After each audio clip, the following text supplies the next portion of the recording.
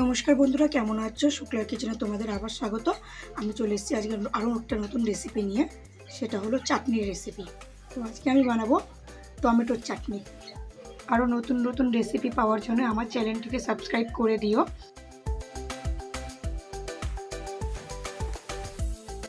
টমেটোগুলো আমি ভালো করে ধুয়ে কেটে নিয়েছি। এরকমভাবে চৌকো চৌকো করে কেটে নেবে। আর আমি নিয়েছি কাজু, একটু কিশমিশ ধুয়ে নিয়েছি, খেজুর নিয়েছি, আমসত্ত্ব নিয়েছি। আমি আমসত্ত্ব আর খেজুরগুলি কেটে নিয়েছি। আমি খেজুরের দানাগুলি নিইনি, খেজুরের দানাগুলি ফেলে দিয়েছি। তো আমি এবার চাটনিটা করব, দেখতে থাকো তোমরা। আমি কড়া বসিয়ে দিয়েছি, কড়া আমার গরম হয়ে গেছে। এবার আমি কড়াতে দিয়ে দেবো সর্ষের তেল।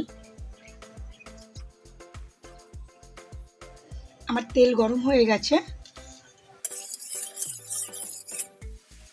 এবার আমি দেবো 5 ফোড়ন আর একটা শুকনো লঙ্কা। আমি খুব বেশি ভাজবো না, লঙ্কাটা যাতে পুড়ে না যায়। এবার আমি টমেটোগুলি দিয়ে দেবো।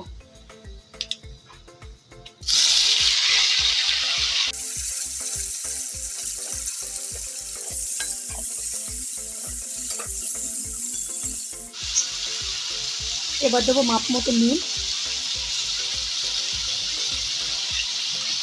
যাতে টমেটোগুলি গলে যায়, নরম হয়ে যাবে তাড়াতাড়ি। আমি এবার ঢাকা দিয়ে দেবো। ঢাকা দিয়ে টমেটোটা সিদ্ধ হওয়া অবধি অপেক্ষা করব।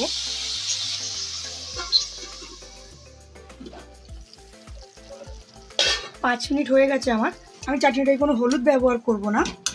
আমার টমেটোগুলি গলে গেছে, বাকিটা আমি এরকম ঘেটে দেবো।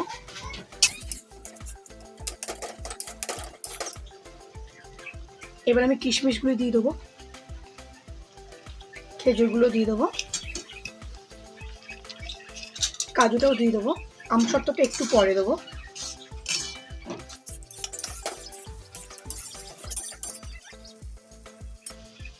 আমি আবারও 5 মিনিট এটাকে ঢাকা দিয়ে রেখে দেবো। আমার 5 মিনিট আবার হয়ে গেছে।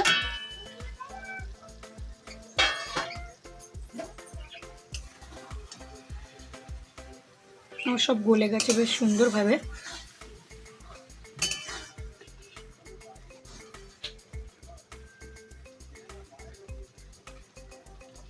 সুন্দরভাবে আমার সব টমেটোগুলি গলে গেছে।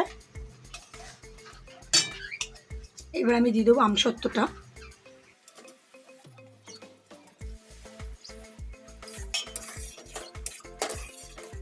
আর দেবো চিনি স্বাদ মতো। যেহেতু আমসত্ত্ব মিষ্টি আছে, তো চিনিটা একটু বুঝে দিও তোমরা।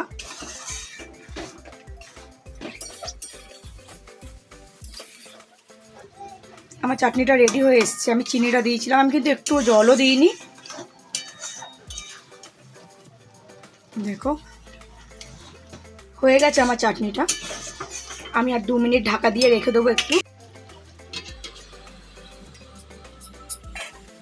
হয়ে গেছে আমার চাটনি রেডি।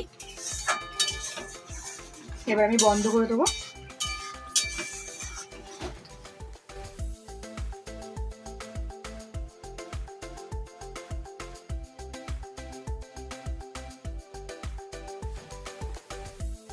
আমার চাটনিটি কেমন লাগলো অবশ্যই তোমরা কমেন্ট করে জানিও।